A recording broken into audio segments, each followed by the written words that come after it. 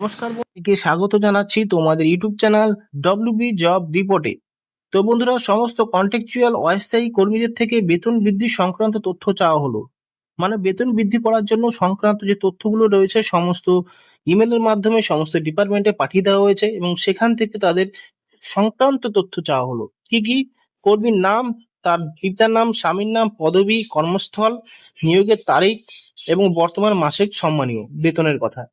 কারণ 18 তারিখে 18ই জুন 2000 মানে 18 মে 2026 সমস্ত বিষয়গুলো কিন্তু নিয়ে আলোচনা করবে এবং যে বেতন বৃদ্ধির কথাটা সেটা কিন্তু 22 জুন 2026 সেই বিষয় নিয়ে পুরো আলোচনা করবে। মানে কি কি রয়েছে, কোন কন্ট্রাকচুয়াল বেসিক এবং অস্থায়ী কর্মীদের এই নতুন তথ্য চাওয়া হয়েছে তাদের থেকে এবং কি পাঠিয়েছে সমস্ত কিছু ভিডিওর মাধ্যমে জানাবো। ভিডিওটি প্রথম থেকে লাস্ট পর্যন্ত প্রত্যেকে দেখার অনুরোধ রইল। যারা এখনো পর্যন্ত আমাদের ইউটিউব চ্যানেল সাবস্ক্রাইব করেননি করে নিন এবং নতুন ভিডিওর আপডেট পাওয়ার জন্য পাশে থাকা বেল আইকনে প্রেস করে দিন, কারণ সমস্ত সংক্রান্ত তথ্য আপনাদের সামনে তুলে ধরবো। তো আজকে বেতন বৃদ্ধি সংক্রান্ত তথ্য চাওয়া হলো, সেই বিষয় নিয়ে একটু আলোচনা করি। তো বন্ধুরা, ভিডিওটি শেষ পর্যন্ত দেখো, স্কিপ করবে না। স্কিপ করলে কিন্তু সমস্ত কিছু বুঝতে অসুবিধা হবে, তার জন্য বলছি যে প্রথম থেকে লাস্ট পর্যন্ত সবাইকে দেখার অনুরোধ রইল।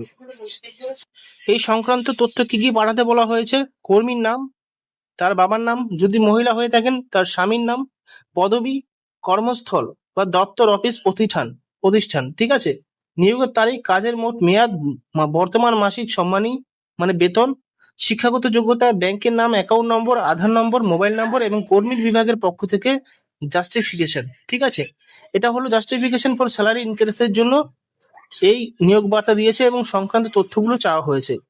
তো এখানে কি কি তথ্য চাওয়া হয়েছে এবং কোন কোন ডিপার্টমেন্ট থেকে তথ্যগুলো চাওয়া হয়েছে একটু দেখে নিন।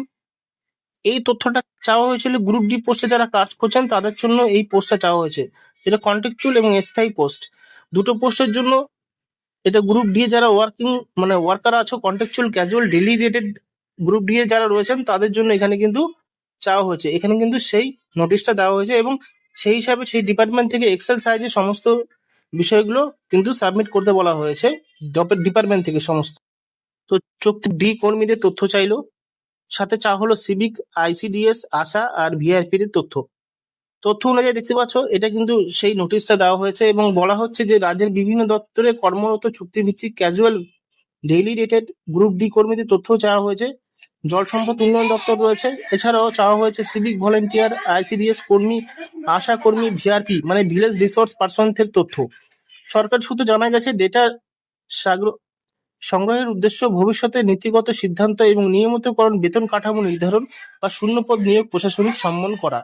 তো এখানে দেখতে পাচ্ছ বলা হচ্ছে যে ভবিষ্যতে নীতিগত সিদ্ধান্ত, তারপরে নিয়মিতকরণ এবং বেতন কাঠামো নির্ধারণ এবং শূন্যপদ নিয়োগ ও প্রশাসনিক সম্মান করার জন্য। আরো তথ্য চাওয়া হয়েছে যে কার কার তথ্য চাওয়া হয়েছে। এখানে চুক্তিভিত্তিক casual, daily rated group D কর্মী, সিভিক ভলেন্টিয়ার, আইসিডিএস কর্মী, অঙ্গনারী কর্মী ও সহায়িকা, আশা কর্মী এবং ভিআরপি মানে ভিলেজ রিসোর্স পার্সন, এতগুলো কর্মস্থান থেকে চাওয়া হয়েছে এবং প্রত্যেক কর্মসংস্থান মিলে মোটমাট 5 লক্ষ কিন্তু কর্মস্থান রয়েছে, মানে 5 লক্ষ এখানে চাকরি প্রার্থীরা রয়েছেন, যাদের গ্রুপ ডি ইনক্লুডিং রয়েছে, সিভিক ভলেন্টিয়ার, আইসিডিএস রয়েছে এবং আশা কর্মী রয়েছে, হোমগার্ড রয়েছে এবং এদের থেকে কিন্তু তথ্য চাওয়া হয়েছে তাদের স্যালারি ইনক্রিজিং এর জন্য। তো এখানে আরো বলা হয়েছে যে বিষয়টা সেটা হলো এখানে দেখতেই পাচ্ছেন এর একটা নোটিফিকেশন, এটা হলো গ্রুপ ডি এর নোটিফিকেশন এবং এখানে কর্মীর নাম কি কি দিতে বলা হয়েছে। এখানে বলা হচ্ছে যে কর্মীর নাম, পিতার, স্বামীর নাম, স্থায়ী বর্তমান ঠিকানা, জন্ম তারিখ, বয়স, যোগদানের তারিখ, কর্ম ধরন ওর পদবি, বেতন কাঠামো এবং বর্তমান বেতন, শিক্ষাগত যোগ্যতা, আধার নাম্বার, মোবাইল নাম্বার, ব্যাংকের অ্যাকাউন্ট নাম্বার, সংশ্লিষ্ট প্রকল্প অফিসের নাম এবং অভিজ্ঞতার বিবরণ যদি থাকে সেটা দিতে বলা হয়েছে এই নোটিশ অনুযায়ী। আরো বিষয় বলা হয়েছে যে চুক্তিভিত্তিক কর্মীদের ডেটা সংগ্রহ বড় উদ্যোগ সরকারের, স্থায়ীকরণ, বেতন সংশোধন ও শূন্য পদে পদোন্নতির পথে বড় পদক্ষেপ। সূত্র খবর, দীর্ঘদিন ধরে বিভিন্ন দপ্তরে কর্মরত চুক্তিভিত্তিক কর্মীদের স্থায়ী এই ডেটা সংগ্রহ করা হচ্ছে। 2011 সালের আগে থেকে কর্মরত 2017-18 সালে নিয়োগ প্রাপ্তদের পূর্ণাঙ্গ তথ্য ছাড়াও খালি পদের তথ্য সংগ্রহ করে ভবিষ্যতে নিয়োগ ও নীতিগত সিদ্ধান্ত নেওয়া হবে বলে জানা গিয়েছে। আর এদিকে আইসিডিএস, সিভিক ভলেন্টিয়ার, আশাকর্মী, ভিআরপি তথ্য সংগ্রহ করেন কেন? গ্রামীণ পর্যাপ্ত অত্যন্ত প্রকৃতিপূর্ণ ভূমিকা পালন করা সত্ত্বেও এই কর্মীদের বেতন কাঠামো নিম্নতম। সুযোগ সুবিধা নির্মাণতমের জন্যই তাদের ডেটা চাওয়া হয়েছে বলে প্রশাসনিক সূত্রে জানা গিয়েছে। চাওয়া হয়েছে এবং সমস্ত কিছু হওয়ার পরে বলা হচ্ছে যে 22শে জুন প্রথম পূর্ণাঙ্গ বাজেট হবে, কিন্তু 18 জুন বসছে বঙ্গে বিজেপির প্রথম সরকারের বিধানসভা প্রথম বাজেট অধিবেশন। মানে এত কিছু ডেটা নেওয়ার পরে ওই দিন রাজ্যপালের ভাষণ দিয়ে অধিবেশন শুরু হবে। বাজেট পেশ হবে 22শে জুন। তার প্রস্তুতি শুরু করতে অর্থ দপ্তরকে ইতিমধ্যে নির্দেশ দিয়ে দেওয়া হয়েছে। বিধানসভায় পরিষদীয় দপ্তরকেও প্রয়োজনীয় ব্যবস্থাপনার কথা জানিয়ে দেওয়া হয়েছে। সরকারি দল সূত্রে খবর, জরুরি কিছু বিলও এর মধ্যে আসতে পারে। সেই বিলের প্রস্তুতি নিতে শুরু করেছে পরিষদের দপ্তর। ভোটের আগে ভোট অন অ্যাকাউন্ট পেশ করেছেন বিগত তৃণমূল সরকার। তো হয়তো আপনি বিষয়টা বুঝতে পেরেছেন যে পূর্ণাঙ্গ যে বাজেট পেশ করবে সেটা 22 তারিখে করবে।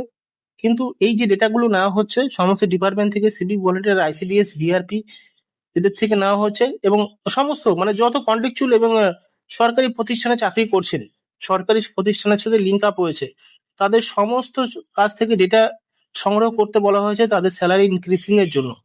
এবং সমস্ত কিছু করার পরে কিন্তু 18 তারিখে সমস্ত কিছু বিষয়ের উপর নির্ভর করে এদের বেতন বাড়াতে পারে এবং সেই বেতনটা কার্যকরী হবে 22 তারিখে, 22শে জুন 2026 থেকে কিন্তু তারা বৈঠকে বসবে, পূর্ণাঙ্গ বাজেট কিন্তু সেখানে পেশ করবে এবং সেই পূর্ণাঙ্গ বাজেটে সমস্ত কিছু বিবরণ দেবে সরকার। দেখো, আগেরটা গেল হলো গ্রুপ ডি এর জন্য, আর এইটা রয়েছে হলো আইসিডিএস এর জন্য। আইসিডিএস এ দেখতে পাচ্ছ এখানে তাদের ফরম্যাটটা চাওয়া হয়েছে, তাদের স্টাফের সমস্ত বিবরণ এবং এঙ্গেজমেন্টের বিবরণ। এটা হলো আইসিডিএস এর জন্য চাওয়া হয়েছে। কন্ট্রাকচুয়াল বেসিক যারা আশাকর্মী রয়েছেন বা এখানে আশাকর্মী বা বলো অঙ্গনারী প্রতিষ্ঠানে যারা রয়েছেন তাদের থেকে এটা চাওয়া হয়েছে কপির সাথে। আর এইটা হয়েছে হলো সিভিক ভলেন্টিয়ার এবং হোমগার্ডদের জন্য। কেন চাওয়া হচ্ছে তোমরা জানোই, ভিডিওর শুরুতেই বলেছি যে বেতন কাঠামো বাড়ানোর জন্য এই বিষয়গুলো তাদের থেকে চাওয়া হচ্ছে। সেম দেখতে পাচ্ছ এবং হোমগার্ড এবং ভলেন্টিয়ারের জন্য এখানে তাদের কিন্তু একটা সেশন তৈরি হবে তাদের বেতন কাঠামো বাড়ানোর জন্য, কিন্তু তাদের থেকে ফর্ম চাওয়া হচ্ছে এবং এই ফর্মগুলো ফিল আপ করে জমা দিতে হবে। সেখানে গ্রুপ ডি রয়েছে, আইসিডিএস রয়েছে, আশাকর্মী রয়েছে এবং সিভিক ভলেন্টিয়ার এবং হোমগার্ডও রয়েছে। মানে পুরোপুরি রাজ্যে মিলিয়ে, ওয়েস্ট বেঙ্গলে মিলিয়ে 5 লক্ষ কিন্তু কন্ট্রাকচুয়াল বেসিক কিন্তু চাকরির ভ্যাকেন্সি মানে চাকরি করছেন তারা, এবং তাদের নিম্নতম বেতন দেওয়া হচ্ছে সব থেকে নিম্নতম বলছেন 10,000 টাকা থেকে শুরু করে। সেই বেতন বাড়ানোর জন্য সমস্ত ডিপার্টমেন্ট থেকে তাদের স্যালারি ইনক্রিমেন্ট করার জন্য তাদের থেকে সমস্ত কিছু ডিটেলস তথ্য চাওয়া হয়েছে। তাদের নাম, তাদের আধার কার্ড, তাদের ব্যাংকের পাসবুকের নাম্বার, তাদের পাসপোর্ট সাইজের ছবি, সমস্ত কিছু এবং যারা পুরসভায় কাজ করেন তাদের থেকেও চাওয়া হয়েছে। তো সেই নোটিশটা আমার কাছে আপাতত নেই, থাকলে কমেন্ট বক্সে অনেক জানিও, কারণ সব কন্ট্রাকচুয়াল বেসিক এবং সমস্ত অস্থায়ী কর্মীদের থেকে বেতন বৃদ্ধি সংক্রান্ত তথ্য চাওয়া হলেও কিন্তু 18 তারিখে কিন্তু এই ঘোষণা করবে কাদের কাদের মায়না বাড়বে এবং কাদের কাদের ইনক্রিমেন্ট দেওয়া হবে এবং কাদের স্থায়ীকরণ করে দেওয়া হবে।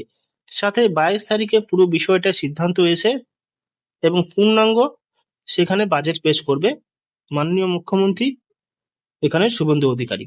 তো আশা করি বুঝতে পেরেছেন। ভিডিও যদি ভালো লাগে বন্ধুর সাথে শেয়ার করবে, চ্যানেলকে সাবস্ক্রাইব করে পাশে থাকা বেল আইকনে প্রেস করে দেবে। ধন্যবাদ।